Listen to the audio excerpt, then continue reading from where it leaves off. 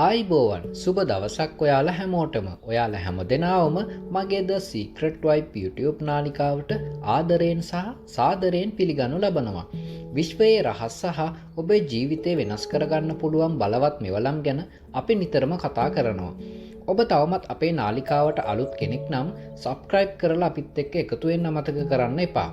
අපි අද කතා කරන්න යන්නේ ඔබේ ජීවිතයට මුදල්, සමෘද්ධිය සහ ඕනෑම සිහිනයක් ඉතා වේගයෙන් ආකර්ෂණය කරගන්න පුළුවන් බලවත් රහස් ක්‍රමවේදයක් ගැනයි. ඒ තමයි 8x8x8 මැජික් මෙතඩ් එක ගැන. අපි මේ අංක ක්‍රමවේදය ගැන කතා කරන්න කලින් මුලින්ම විශ්වාකර්ෂණ නීතිය කියන්නේ මොකක්ද කියලා මේ වීඩියෝ එක පළවෙනි වතාවට බලන කෙනෙක්ට අපි මේ විදියට තේරුම් කරලා දෙමු. සරලවම කියනවා නම් විශ්ව ආකර්ෂණ නීතිය කියලා කියන්නේ ඔබේ සිතුවිලි යථාර්ථයක් බවට පත් කරන ක්‍රියාවලියක්. අපේ මොළය හරියට රේඩියෝ ට්‍රාන්ස්මීටරයක් වගේ. අපි පිට කරන සෑම සිතුවිල්ලක්ම හැඟීමක්ම විශ්වයට යවන සංකේතයක්. අපිට අවශ්‍ය දේ ගැන අපි ධනාත්මකව සිතන විට, විශ්වාස කරන විට අපි ඒ දේට සමාන සංකේතයක් විශ්වයට යවනවා. ඒ අනුව විශ්වයේ ඒ සංඛ්‍යාතයට ගැලපෙන උදාහරණයක් ලෙස මුදල්, අවස්ථා, ආදරය නැවත අපේ ජීවිතයට ආකර්ෂණය කරලා දෙනවා. ඉතින් විශ්වාකර්ෂණ නීතියේ මූලිකම රහස තමයි ඔබේ හැඟීම් සහ සිතුවිලි නිරන්තරයෙන් ඔබට අවශ්‍ය දේ සමග ගැලපීමයි. හොඳයි, දැන් අපි කතා කරමු විශ්වාකර්ෂණ නීතිය ප්‍රායෝගිකව ක්‍රියාත්මක කරන්න පුළුවන් ඉතාමත් බලවත් ක්‍රමය ගැන. මේ ක්‍රමය තමයි 8x8x8 මැජික් මෙතඩ් එක කියලා කියන්නේ. මෙම ක්‍රමවේදයට 8 ඉලක්කම යොදා ගන්න විශේෂ හේතුවක් තියෙනවා. මතක තියාගන්න 8 කියන අංකය විශ්වයේ අනන්තය, එහෙමත් නැතිනම් ඉන්ෆිනිටි ලෙස හඳුන්වනවා. සමෘද්ධිය සහ කර්මයේ චක්‍රය සංකේතවත් කරනවා. 8 අංකයේ තිරස් අතට තැබුව විට ලැබෙන්නේ අනන්තයේ සංකේතයයි. මේන් කියන්නේ ඔබට ලැබෙන සමෘද්ධියට සීමාවක් නැති බවයි. එම බලවත් අංකය 3 වතාවක් යෙදීමෙන් එහි බලය අතිශයින්ම විශාල වෙනවා.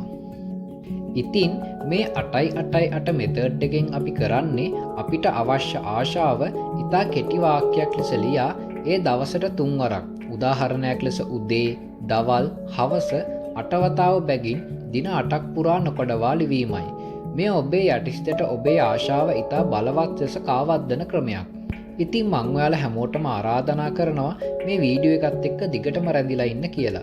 අපි මේ ක්‍රමය ගැන පියවරෙන් පියවර විස්තර කරනවා. ඔබේ සමෘද්ධියේ ගමන අද පටන් ගන්න සූදානම් වන්න.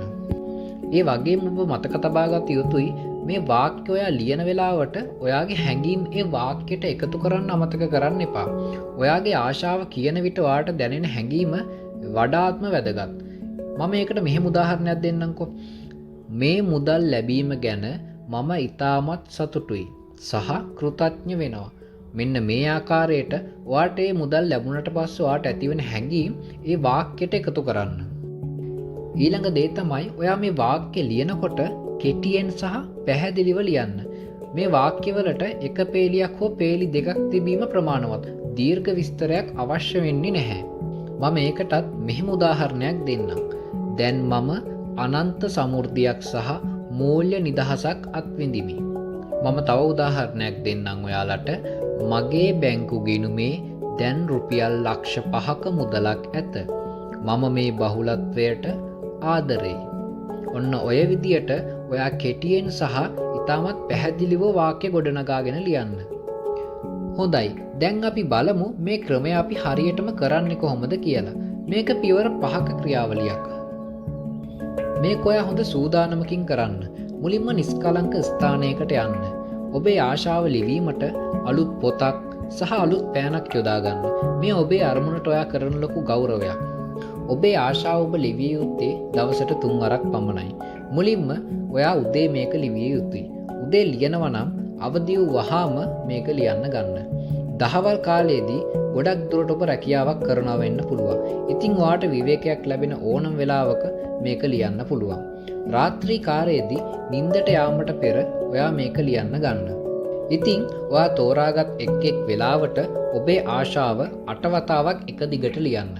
වැදගත් දේ තමයි මේක ලියන අතරතුර ඔබට ලියන දේ ඔබට ලැබී ඇති බව දැනෙන්නට ඉඩ හරින්න. මෙම ක්‍රියාවලිය දින 8ක් නොකඩවා කරන්න. කිසිම දවසක් මග හරින්න එපා. මොකක් හෝ හේතුවක් නිසා දවසක් ඔයාට මගහැරුණොත් නැවත මුල ඉඳන් මේක ලියන්න ගන්න. 8 වෙනි දින අවසානයේදී ඔබේ ක්‍රියාවලිය අවසන් වේ. අවසාන දිනයේදී ඔබ පොතවසා විශ්වයට බාරයි යන හැඟීමෙන් එය පසකින් තබන්න. ආශාව කවදා හෝ ඉටු වේවිද කියා නැවත නැවස කනස්සල්ලෙන් පසුවීමෙන් වළකින්න. විශ්වාසයෙන් නිදහස් වෙන්න. මේ ක්‍රමය කරන බොහෝ දෙනෙක්ගේ කරන පොදු වැරදි කිහිපයක් තියෙනවා. මං ඒව එකින් එක ඔයාලට පැහැදිලි කරලා දෙන්නම්. මොකද ඒක ඔයාගේ සාර්ථකත්වයට ඉතා වැදගත්. මුලින්ම ඔයා මේක ලිව්වට පස්සේ සැක කරන්න එපා. මෙය මට වැඩ කරයිද කියා ලියන අතරතුරේ හෝ ඉන්පසු සැක කිරීමෙන් වළකින්න. සැකේ යනු ධනාත්මක සංඛ්‍යාතයේ කඩාකප්පල් කරන ප්‍රධානම සාධකයයි. අනිත් දේ තමයි මේක ගැන වොරි වෙන්න එපා. මොකද ඔයාගේ ආශාව ඉටුවන්නේ කොහොමද කියලා ගැන හිතලා ඔයා කරදර වීම නවත්වන්න. විශ්වයේ කාර්යය ඉටු කරાવી. ඔබේ කාර්යය වන්නේ ආශා කිරීම පමණයි. අනිත් දේ තමයි මේක ලියද්දි නොකඩවා දිනාට එක දිගට ලියන්න. අට චක්‍රය අතරමැදින් නතර කරොත් එය නැවත පළමු දින සිට ආරම්භ කිරීමට ඔබට සිදුවිය හැකියි. මොකද ඒක දවසක් කර දවසක් ඔයාට හිතන වෙලාවට ලිව්වොත් මේක කවදාවත් සාර්ථක වෙන්නේ නැහැ. මේක සාර්ථක වෙන්න නම් එක දිගට දින 8ක් ලිවිය යුතුමයි. අනිත් විශේෂ දේ තමයි මේක ඔයාගේ අරමුණක් වෙනුවෙන් විතරක්ම පාවිච්චි කරන්න. මේක වෙන කෙනෙක් වෙනුවෙන් ලියන එක නතර කරන්න.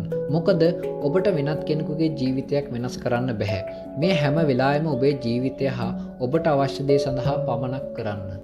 ඉතින් අවසාන වශයෙන් මේ 8x8 මෙතඩ් එක කියලා කියන්නේ සරල ලියන ක්‍රමවේදයකට වඩා වැඩි දෙයක්. එය ඔබේ අරමුණ කෙරෙහි අවධානය යොමු කිරීම, ඔබේ හැඟීම් උසස් කිරීම සහ විශ්වය විශ්වාස කිරීම යන ක්‍රියාවලියයි. 8 අංකයේ බලය භාවිතා කරමින් ඔබ ඔබේ ජීවිතයට අනන්ත සමෘද්ධියට දොරටු ඉවර කර ගන්නවා. අදම මේ ක්‍රමය පටන් ගන්න. ඔබේ අත්දැකීම් ගැන පහතින් කමෙන්ට් කරන්න අමතක කරන්න එපා. මතක තියාගන්න The Secret Vibe අපි හැමදාම ඔබට විශ්වයේ රහස් අරගෙන එනවා. නැවත හමුවන තුරු ඔබට සමෘද්ධියෙන් පිරුණු දවසක්.